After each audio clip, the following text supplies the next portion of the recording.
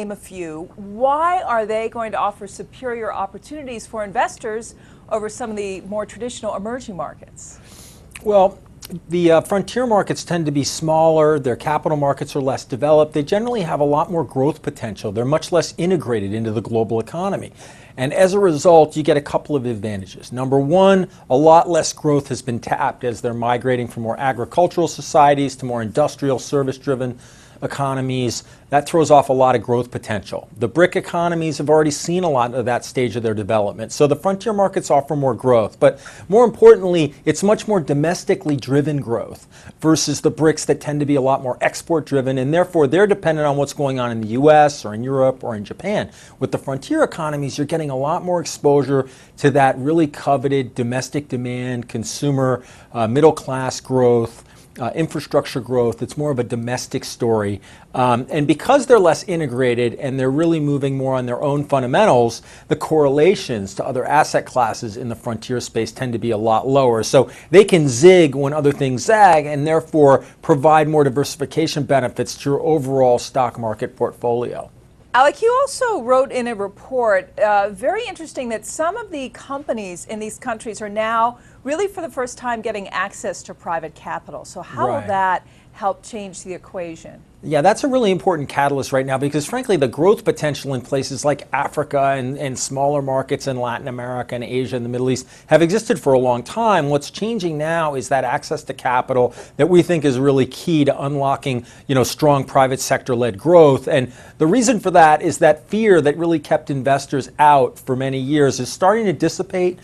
Things like globalization and outsourcing are pushing more and more business into the frontier economies, and that's forcing those economies to become more transparent, establish more clear rules of the road. It's making foreign investors more comfortable with investing there, so we're seeing big increases in foreign direct investment into Africa and Latin America and other places. So it's not an overnight process, but relative to where we were in the 80s, 90s, and 2000s, we're definitely seeing more capital moving into these markets and transparency and rule of law dynamics really starting to improve, and that comfort level really needs to be there if the growth story is to take hold long term, and we think we may be at an inflection point there. All right, let me tackle that transparency issue because that is always an issue with frontier markets. They're also not very liquid compared to what investors are used to. When you're looking and talking about earnings growth, you're not talking about GAAP earnings, are you, though? Isn't it hard to really make comparisons with some of the numbers? Can it be treacherous for investors?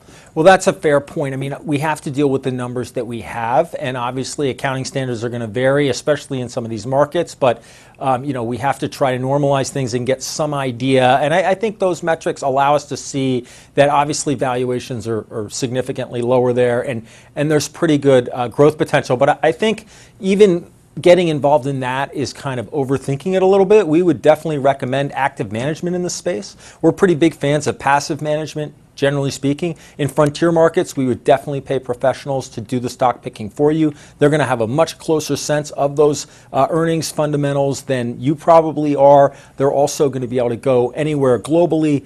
Templeton has some excellent products in this area. Wasatch also has some products that we like. So in the frontier space, we would definitely be recommending actively managed mutual funds, a bit more of an arm's length approach to investing in the asset class. And I'll just give you one anecdote to kind of throw out the kind of ground floor opportunity that we see here. In 1985, Mexico's stock market totaled about 1% of its GDP.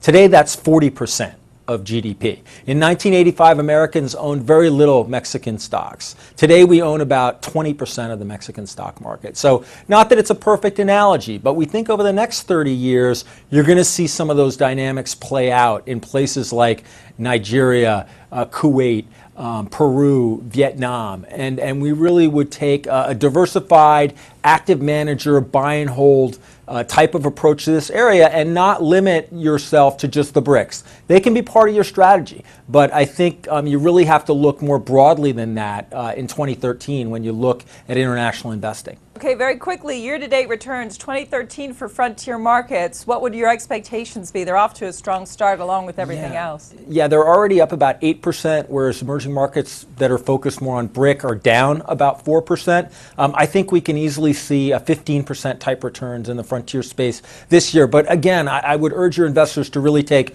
a very long-term view here.